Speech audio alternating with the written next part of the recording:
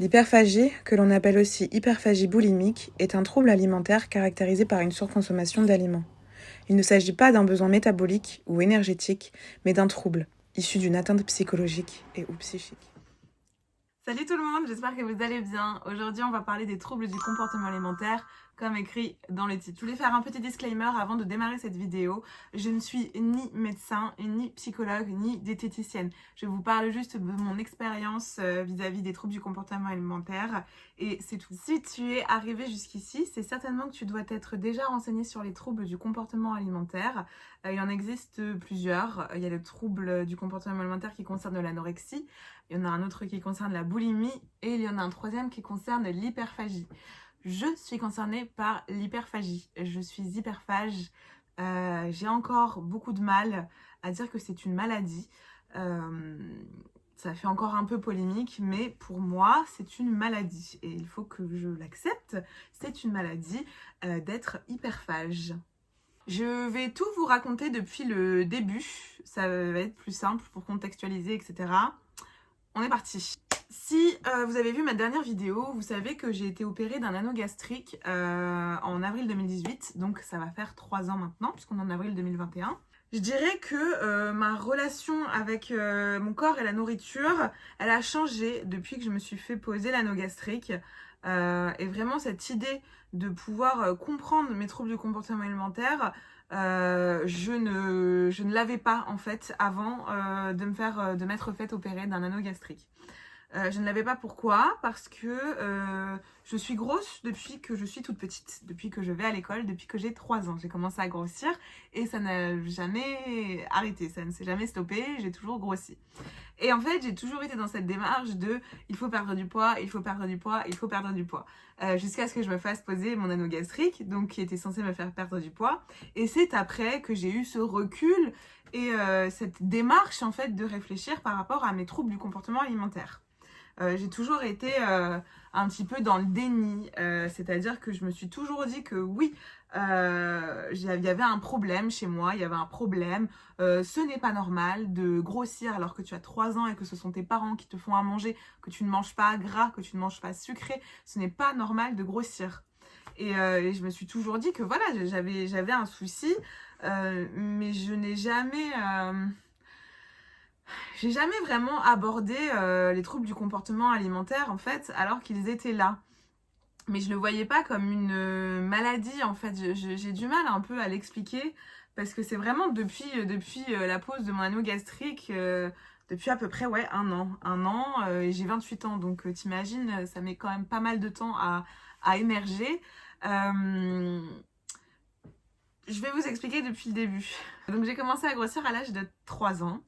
Donc à cet âge-là, bien sûr, tu n'as aucun recul sur toi-même, tu ne sais pas ce que c'est, tu sais ce que c'est que grossir, mais tu ne comprends pas grand-chose au pourquoi du comment, chose à laquelle mes parents avaient envie de répondre, tu vois. Ils avaient envie de savoir pourquoi je prenais du poids. J'ai commencé très tôt hein, à aller voir, à avoir des suivis, un suivi médical pour déterminer la cause finalement de mon surpoids. Donc c'est pour ça que j'ai vu moult médecins. J'ai été suivie parfois pendant une semaine à l'hôpital, voilà, pour faire des examens, etc. Pour qu'au final on se rende compte que je n'avais rien de spécial, quoi. Il n'y a rien de spécial. J'ai vu pas mal de psychologues, pas mal de diététiciennes, etc.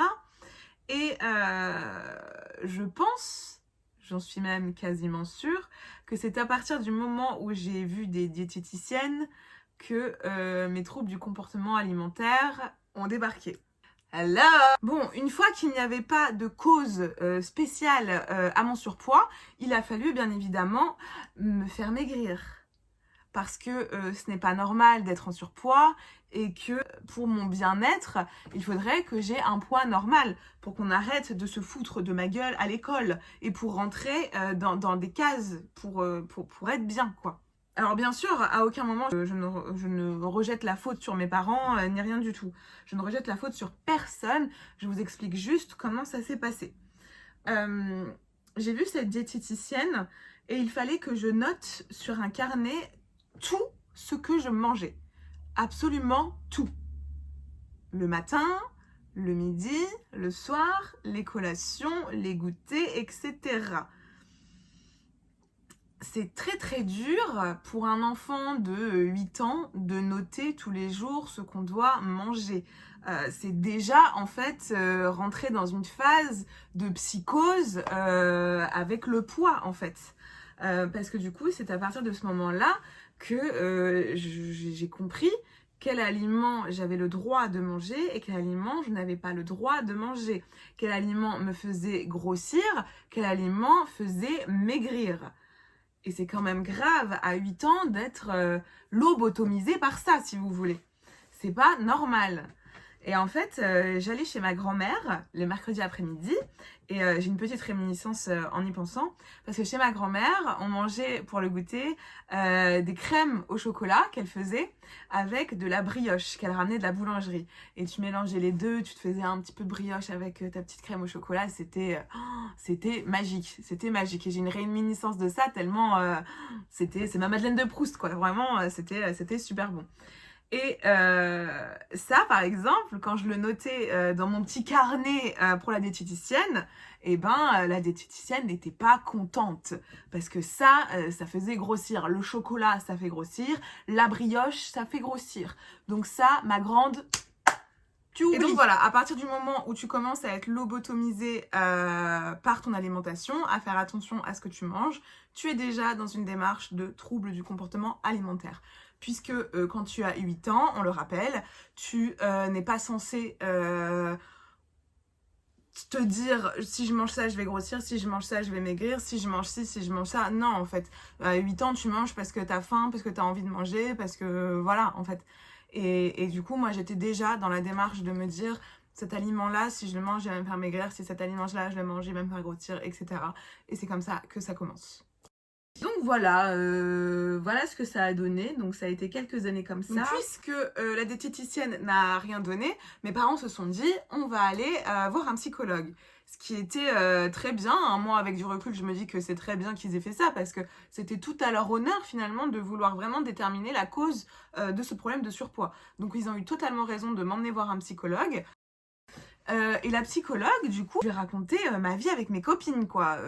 Parce que j'ai eu une enfance vraiment ce qu'il y a de plus normal. Je ne me plains pas de mon enfance du tout. J'ai une enfance très heureuse, mais très très heureuse. J'avais des copines, j'ai mes 2 parents, mes parents étaient ensemble, je n'ai aucun problème. Pour autant, la psychologue, voilà, a décrété que j'étais stressée. Voilà, le grand mal de notre société, le stress. C'est le stress qui me fait grossir. Alors, nous avons déterminé la cause de mon surpoids. Je suis stressée. Ok, que faire? Alors, ce qui est bien avec le stress, c'est que c'est pas trop compliqué à déterminer, si vous voulez. Tout le monde dans sa vie est confronté au stress. C'est quelque chose de tout à fait lambda d'être stressé. C'est pas pour autant que tout le monde prend du poids sans savoir pourquoi. Néanmoins, voilà, c'était sa seule réponse finalement. Donc vous imaginez bien que ça n'a rien donné derrière.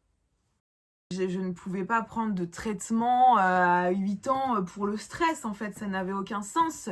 Alors il fallait juste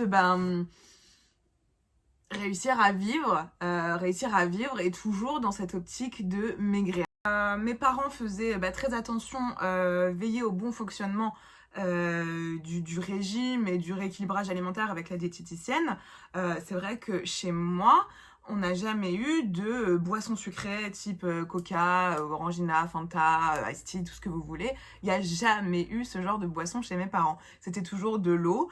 Il n'y a jamais eu non plus de Nutella ou toutes ces conneries en fait, du moins quand j'étais vraiment petite. Avant l'adolescence, parce qu'à partir de l'adolescence, c'était autre chose. Mais voilà, à cette période-là, il n'y a jamais eu de boissons sucrées, etc. Et c'est vrai que quand j'allais pour des goûters d'anniversaire chez des copines, ou alors que j'étais invitée, que je découchais et que j'allais dormir chez une copine, eh ben je me faisais plaisir à mort. Sentiment de frustration, en fait. J'avais un gros sentiment de frustration en me disant mais pourquoi chez mes copines, elles ont le droit? C'était un droit en fait, elles avaient le droit de boire du coca, elles avaient le droit de manger du Nutella, elles avaient le droit en fait. Et moi je n'ai pas le droit. Pourquoi je n'ai pas le droit? C'est très frustrant pour un enfant. Et donc voilà, ça vient comme ça. Donc finalement, bah, je me réfugiais. J'avais un mal-être du coup à cause de mon poids et je me réfugiais malheureusement dans la nourriture. C'est un cercle vicieux, hein, c'est un cercle vicieux totalement. Et je me réfugiais voilà, chez mes copines pour manger et voilà. Et puis même chez mes parents au final. Même chez mes parents parce que oui, effectivement, il n'y avait pas de boisson gazeuse, il n'y avait pas de Nutella ou de choses comme ça. Mais dès qu'il y avait un petit gâteau ou quoi, bah, il fallait que je mange et que je mange et que je mange. C'était une obsession en fait. C'était une obsession tout en me disant, je sais que c'est pas bien. Je sais que c'est pas bien, je vais grossir, c'est pas bon pour moi, mais je le mange quand même parce que j'en ai envie. Et j'y allais à outrance. Et voilà. Donc, après ces périodes peu fructueuses hein, de psychologue, de diététicienne en tout genre, est venue la période de l'adolescence. Je ne voyais plus de diététicienne. J'étais toujours par contre adepte des régimes. J'ai fait Weight Watcher, j'ai fait le régime du camp, j'ai fait le comptage de calories, j'ai fait tous les régimes possibles et inimaginaux. Je sais aussi que ma mère m'a payé des séances, mon Dieu, qui coûtaient tellement cher, je sais même plus comment ça s'appelait. Terraform, je crois, Terraform. Alors c'était un truc, alors c'était une séance super relaxante en fait, où une personne te faisait un peu de magnétisme en fait sur toi, devait te détendre, etc. Et toi après, bah, t'avais un régime strict en fait à suivre.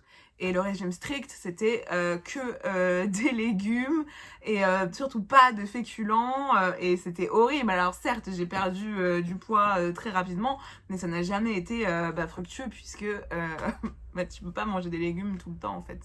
Et dès que tu manges autre chose que des légumes, et bah, tu reprends du poids. Et voilà. Donc, à part faire des espèces de yo-yo, mais finalement toujours reprendre plus de poids, bah, il n'y avait rien qui... Il n'y avait rien qui fonctionnait. Et puis c'est vrai qu'à cette période-là, période de l'adolescence, voilà, j'étais au collège ou au lycée. Bah, c'est vrai que quand j'étais pas chez mes parents, quand je mangeais par exemple le midi à la cantine ou quoi, et ben je me gavais. Je me gavais au lycée notamment. C'était pas une période, la seconde, c'était pas une période forcément très cool pour moi. Il y avait rien en particulier, mais bon, j'étais plus avec mes copines, j'ai dû me refaire d'autres copines, etc. Et ça n'a pas été très très facile. Et le midi, je mangeais les assiettes de mes copines. C'est-à-dire que mes copines finissaient de manger, elles en voulaient plus ou quoi. Moi, j'étais la poubelle. Je prenais, je mangeais en fait. Je mangeais. Et voilà, c'est comme ça qu'un trouble du comportement alimentaire naît en fait. C'est parce que toute petite, j'ai été lobotomisée par la nourriture. J'avais une frustration énorme en fait. J'avais une frustration énorme de me dire que je n'avais pas le droit. Je me souviens aussi quand j'allais à des anniversaires chez des copines. Quand j'arrivais, on me proposait toujours un verre à boire. Et ma mère était là, elle m'accompagnait au début. Et je me souviens que quand on me proposait à boire, je regardais ma mère en lui demandant est-ce que j'ai le droit. C'était pas moi qui décidais, c'était ma mère. Et c'est pas parce que ma mère voulait décider, c'est parce que dans ma tête, c'était comme ça. Dans ma tête, c'était est-ce que j'ai le droit. Et ensuite est venue la période de mon indépendance, où j'ai eu mon premier appartement à 18 ans, c'était pour mes études, et du coup, bah pareil, la fête, puisque ça y est, je vis seule, je vais pouvoir me faire à manger comme je veux, manger ce que je veux, et là, bah, freestyle, hein, freestyle. Et c'est dur, hein, franchement, c'est dur d'être grosse hein, dans une société grossophobe, hein, parce qu'on va se le dire. Même des copines, bon, étant plus jeune, hein, parce que maintenant, non, les gens, enfin, mes amis vraiment proches savent que c'est un problème et qu'il y a autre chose derrière, etc. Mais c'est vrai que on a pu des fois me dire non mais tu sais c'est pas compliqué, il suffit de manger de la salade, tu vois, et puis c'est bon, ça le fait. Ben non, en fait, non, ce n'est pas juste faire un régime, manger de la salade, non, en fait, c'est beaucoup plus profond que ça, c'est beaucoup plus ancré. Laisse-moi une petite heure, là, le temps que je t'explique, en fait, le temps que je t'explique que toute ma vie, ça n'a été que de devoir perdre du poids. C'est que ça, en fait, c'est une psychose continuelle, quoi, c'est une psychose continuelle sur le poids. Et voilà, donc du coup, bah beaucoup de frustration, qui engendre une perte de contrôle vis-à-vis de la nourriture. Et du coup, outre le fait que l'anneau gastrique m'ait permis de perdre du poids, il m'a aussi permis de comprendre ce rapport que j'avais à l'alimentation, puisque j'ai dû me faire un nouveau, pas régime alimentaire, mais une nouvelle façon de manger, et du coup ça a pu me faire prendre conscience de pas mal de choses, notamment que avant de me faire poser l'anneau gastrique, il y avait seulement 2 choix qui s'offraient à moi, et ma vie n'a été que tournée autour de ça. Le premier choix était de m'accepter comme j'étais, et le second choix était de perdre du poids, de maigrir pour être mince.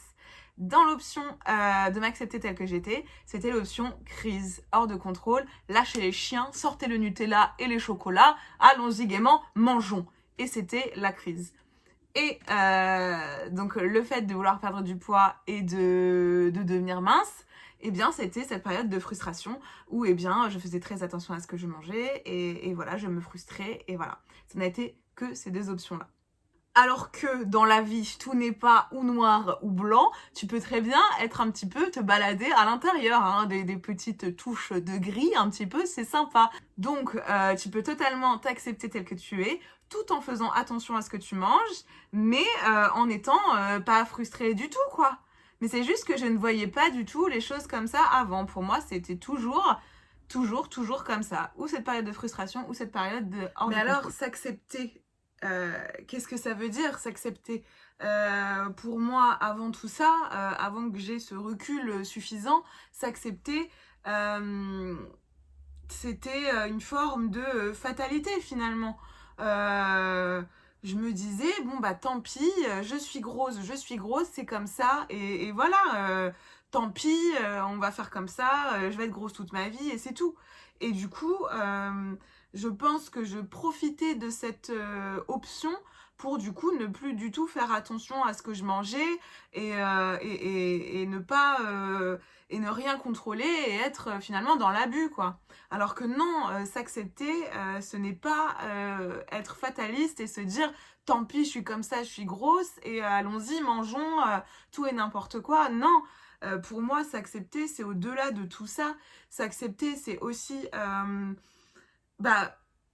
se dire que oui, on a des problèmes, oui, on n'est pas parfait, accepter qu'on a des problèmes, accepter aussi que parfois on a besoin d'aide, comme par exemple d'avoir un suivi psychologique. Ça, c'est déjà être dans une démarche d'acceptation parce que voilà, faut pas se voiler la face en fait, faut pas se voiler la face, faut se dire ok, bon c'est vrai que je suis comme ça, c'est vrai que j'ai des soucis, c'est vrai que oui, je fais de l'hyperphagie, oui, j'ai un souci avec la nourriture, mais voilà, faut être sympa avec soi-même en fait, faut se dire que malgré ce problème-là, j'ai envie de faire attention à mon corps, parce que mon corps et ma tête sont liés, et l'un ne va pas sans l'autre, et j'ai pas envie d'avoir des problèmes de santé plus tard, j'ai pas envie j'ai envie que mon corps, en fait, il soit en forme.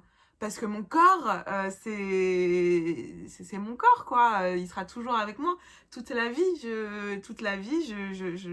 Je serai accompagnée, je serai avec mon corps. Donc, autant lui faire du bien. Et ça c'est de l'acceptation, ça c'est de l'acceptation. Et l'acceptation ne veut pas dire renoncer à son objectif physique. En fait, si t'as un objectif physique, bah oui, bah, tant mieux. C'est pas refuser totalement la personne que tu es. C'est juste l'améliorer, trouver ce qui est le mieux pour toi, en fait. Trouver cette balance vraiment entre je me sens bien comme ça, ou alors non, c'est vrai que je me sens vraiment pas bien. Il faudrait quand même que je trouve une solution pour être bien, quoi. Mais pas s'auto-flageller, pas se dire putain, j'y arrive pas, je suis qu'une merde, j'arrive pas à maigrir. Qu'est-ce qui va pas chez moi? Non, en fait, non, nous sommes des êtres humains et c'est normal que qu'on est tous différents, on a tous des pathologies différentes et c'est important d'être sympa avec soi-même. Et je vous disais tout à l'heure que j'étais dans une forme de déni parce que juste avant l'opération, juste avant de me faire poser l'anneau, on m'a posé la question de êtes-vous hyperphage? Et je leur ai répondu non, non, non, je ne suis pas hyperphage, j'ai juste besoin de manger une certaine quantité de nourriture pour me sentir rassasiée. Faux! Ceci est totalement faux, tu dis de la merde, ça ne va pas.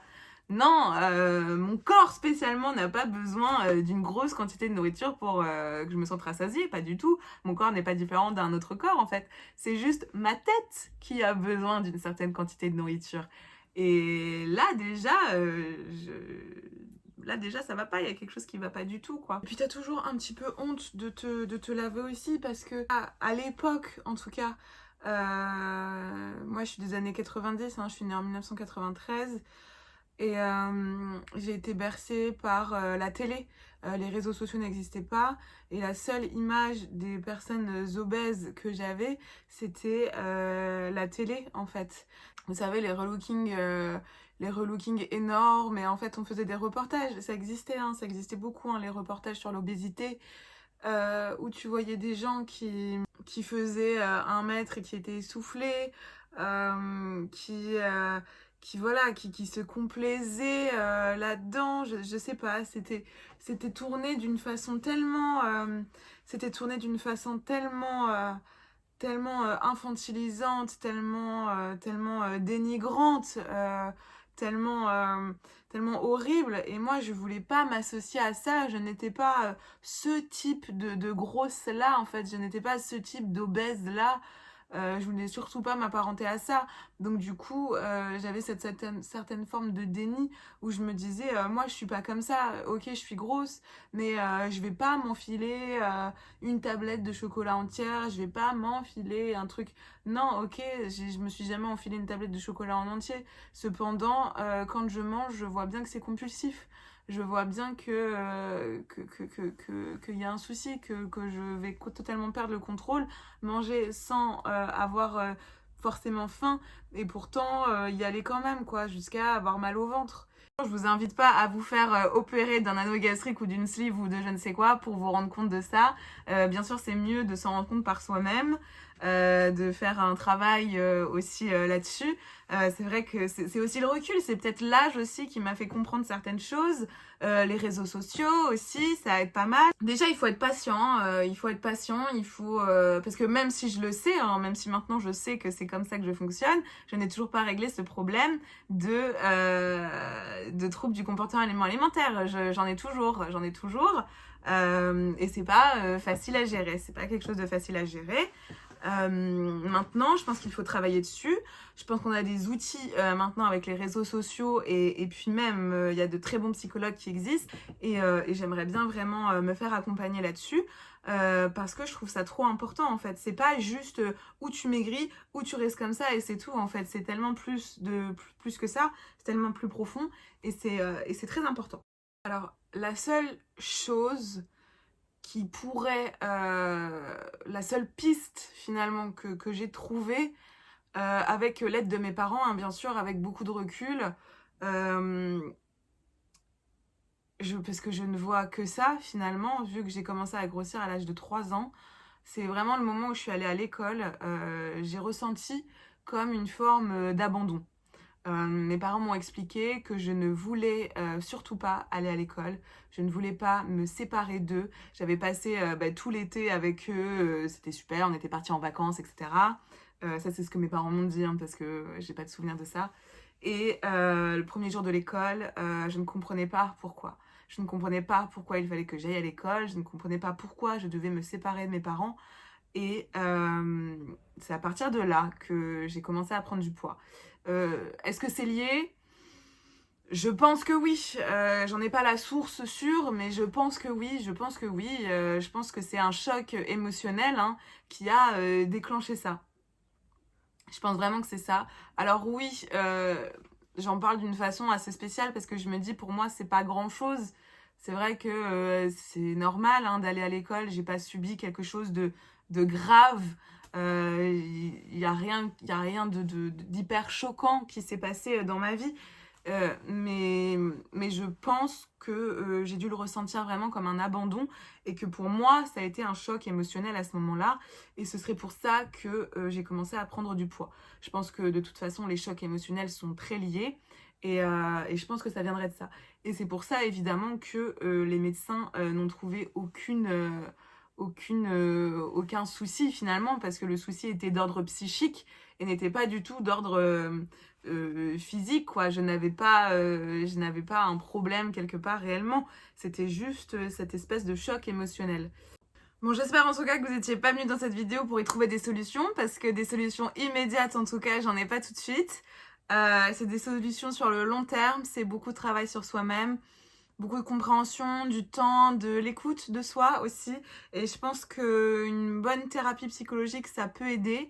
Voilà, prendre le temps de comprendre, prendre du recul aussi sur soi-même. Mais voilà, c'est pas quelque chose de facile. J'espère en tout cas que cette vidéo a pu peut-être en aider pour certains, peut-être comprendre un peu mieux comment ça fonctionne. Je sais que chaque histoire est différente. Là, je vous ai raconté la mienne, mais la vôtre est totalement différente. Pour autant, l'hyperphagie, elle se manifeste de bien nombreuses façons. Voilà, en tout cas, n'hésitez pas à me laisser des commentaires, j'y répondrai si vous avez envie d'en parler. Je suis aussi présente sur Instagram, n'hésitez pas non plus à m'en parler par là. Je trouve que c'est bien de pouvoir en discuter, de pouvoir parler de tout ça, de pouvoir voilà, prendre un peu de recul sur soi et pouvoir discuter de choses qui sont pas forcément évidentes, mais qui font du bien. En tout cas, voilà, c'est tout pour moi. J'espère que cette vidéo vous aura plu. Et en attendant, prenez soin de vous. Je vous embrasse, à bientôt.